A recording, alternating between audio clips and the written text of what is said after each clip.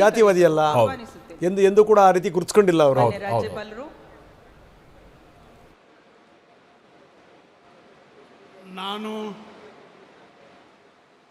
ಈಶ್ವರ್ ಖಂಡ್ರೆ ಎಂಬ ಹೆಸರಿನ ನಾನು ಕಾನೂನಿನ ಮೂಲಕ ಸ್ಥಾಪಿತವಾದ ಭಾರತದ ಸಂವಿಧಾನದ ವಿಷಯದಲ್ಲಿ ನಿಜವಾದ ಶ್ರದ್ಧೆ ಮತ್ತು ನಿಷ್ಠೆಯನ್ನು ಹೊಂದಿರುತ್ತೇನೆಂದು ನಾನು ಭಾರತದ ಸಾರ್ವಭೌಮತ್ವವನ್ನು ಮತ್ತು ಅಖಂಡತೆಯನ್ನು ಎತ್ತಿ ಹಿಡಿಯುತ್ತೇನೆಂದು ಮತ್ತು ಕರ್ನಾಟಕ ರಾಜ್ಯದ ಮಂತ್ರಿಯಾಗಿ ನನ್ನ ಕರ್ತವ್ಯಗಳನ್ನು ಶ್ರದ್ಧಾಪೂರ್ವಕವಾಗಿ ಮತ್ತು ಅಂತಃಕರಣಪೂರ್ವಕವಾಗಿ ನಿರ್ವಹಿಸುತ್ತೇನೆಂದು ಭಯ ಅಥವಾ ಪಕ್ಷಪಾತವಿಲ್ಲದೆ ರಾಗದ್ವೇಷವಿಲ್ಲದೆ ಎಲ್ಲ ಬಗೆಯ ಜನರಿಗೆ ಸಂವಿಧಾನಕ್ಕೆ ಮತ್ತು ಕಾನೂನಿಗೆ ಅನುಸಾರವಾಗಿ ನ್ಯಾಯವಾದುದನ್ನೇ ಮಾಡುತ್ತೇನೆಂದು ದೇವರ ಹಾಗೂ ನಮ್ಮ ಗುರುಗಳಾದಂಥ ಲಿಂಗಕ್ಕೆ ಚನ್ನಬಸವ ಪಟ್ಟದೇವರ ಹೆಸರಿನಲ್ಲಿ ಪ್ರಮಾಣ ಮಾಡುತ್ತೇನೆ, ಶ್ರದ್ಧಾಪೂರ್ವಕವಾಗಿ ಪ್ರತಿಜ್ಞೆ ಮಾಡುತ್ತೇನೆ.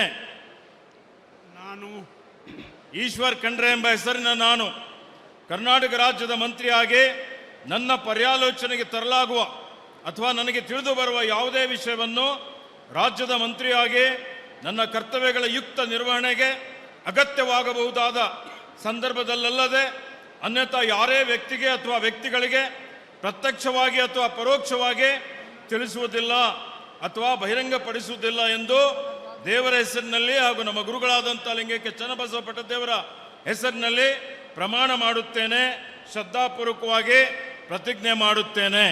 ಧನ್ಯವಾದಗಳು ಸರ್. ಮಾನ್ಯ ಸಚಿವರು ಈಗ ಪ್ರಮಾಣ ವಚನಕ್ಕೆ. ತಂದೆ ಕಾಲದಿಂದ ರಾಜಕಾರಣ ಮಾಡ್ಕೊಂಡು ಬಂದಿರುವಂಥ ಖಂಡ್ರೆ ಕುಟುಂಬ, ಇವರ ತಂದೆ ಭೀಮಣ್ಣ ಖಂಡ್ರೆ ಅವರು ಕೂಡ ಕಾಂಗ್ರೆಸ್ನಲ್ಲಿ ಪ್ರಭಾವಿ ನಾಯಕರಾಗಿದ್ದರು. ಜೊತೆಗೆ ಈ ವೀರಶೈವ ಮಹಾಸಭಾದಲ್ಲೂ ಕೂಡ ಅವರು ಗುರುತಿಸ್ಕೊಂಡಂಥವರು. ಅವರ ಪುತ್ರ ಈಶ್ವರ್ ಖಂಡ್ರೆ 4 ಬಾರಿ ಅವರು ಶಾಸಕರಾಗಿ ಆಯ್ಕೆಯಾಗಿದ್ದಾರೆ.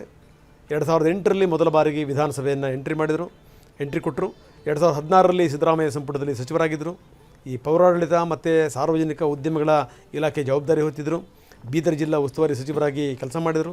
2023ರಲ್ಲೂ ಕೂಡ ಸಿದ್ದರಾಮಯ್ಯ ಕ್ಯಾಬಿನೆಟ್ನಲ್ಲಿ ಮಂತ್ರಿಯಾಗಿದ್ದರು.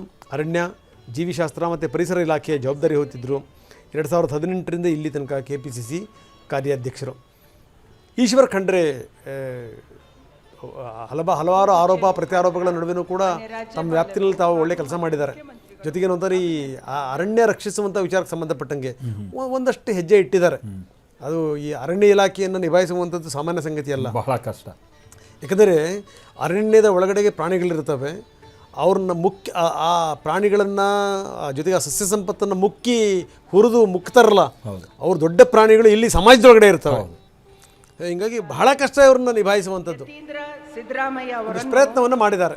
ಸಂಪುಟ ದರ್ಜೆ ಸಚಿವರಾಗಿ ಅಧಿಕಾರ ಪದ ಹಾಗೂ ಗೌಪ್ಯತಾ ಪ್ರಮಾಣ ವಚನವನ್ನು ಸ್ವೀಕರಿಸಲು ಆಹ್ವಾನಿಸುತ್ತೇನೆ.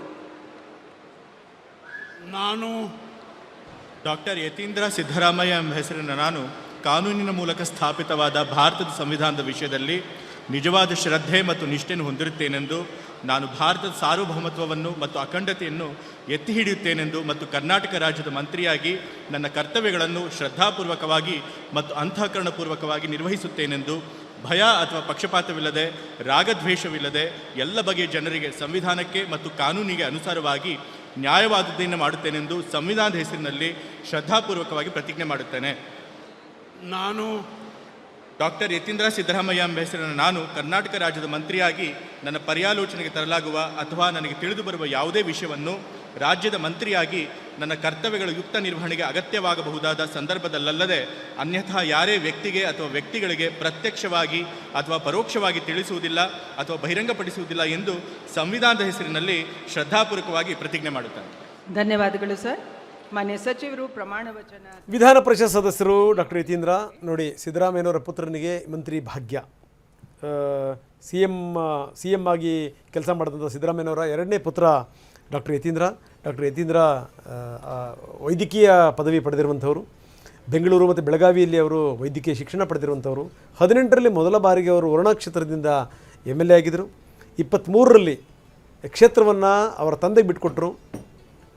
ಕಾಂಗ್ರೆಸ್ ಅವಧಿಯಲ್ಲಿ ವರುಣಾ ಕ್ಷೇತ್ರದ ಆಶ್ರಯ ಸಮಿತಿ ಅಧ್ಯಕ್ಷರಾಗಿದ್ದರು. 2024ರಲ್ಲಿ ವಿಧಾನ ಪರಿಷತ್ ಸದಸ್ಯರಾಗಿ ನಾಮನಿರ್ದೇಶನಗೊಂಡರು. ಬದಲಾದಂಥ ಸಂದರ್ಭ ಸನ್ನಿವೇಶದಲ್ಲಿ ಯತೀಂದ್ರ ಈಗ ರಾಜ್ಯದ ಮಂತ್ರಿ. ಹೌದು, ಇದು ಭಾಳ ಗಮನಿಸಬೇಕಾದಂಥ ಸಂಗತಿ. ಅಲ್ಲೂ ಕೂಡ ಕೆಲವೊಂದಿಷ್ಟು ಚರ್ಚೆಗಳು ಬಂತು. ಎಲ್ಲೋ ಒಂದು ಕಡೆಗೆ ಹೈಕಮಾಂಡೇ ಹೇಳ್ದಂತೆ ಇವರಿಗೆ DCM ಪಟ್ಟ ಕೊಟ್ಬಿಡ್ತೀವಿ ಅಂತ, ಆದರೆ ಸಿದ್ದರಾಮಯ್ಯನವರೇ ಬೇಡ ಅಂದ್ರಂತೆ. ಹೌದು. ಈ ಥರದ್ದೆಲ್ಲವೂ ಕೂಡ ಇವೆಲ್ಲ ಇರ್ತವೆ, ಇಂಥವೆಲ್ಲ ಸುದ್ದಿಗಳು ಹೌದು. ಅತ್ಯಂತ ಸಹಜವಾಗಿ. ಇನ್ನೊಂದು ಹಬ್ಬಿದ್ದೇನಪ್ಪ ಅಂದರೆ ಅವರ ಪತ್ನಿಗೆ ರಾಜ್ಯಸಭೆ ಕೊಡ್ತೀವಿ ಅಂತಂದ್ರಂತೆ, ಹೌದು. ಬೇಡ ಅಂದ್ರಂತೆ ಅಂತೇಳಿ.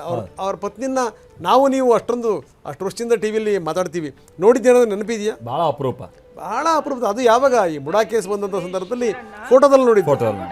ಚಾಮುಂಡೇಶ್ವರಿ ದೇವಸ್ಥಾನದಲ್ಲಿ ಚಾಮುಂಡೇಶ್ವರಿ ದೇವಸ್ಥಾನ ಸಾಲಲ್ಲಿ ನಿಂತಿರ್ತಾರಲ್ಲ. ಗೌಪ್ಯತಾ ಪ್ರಮಾಣ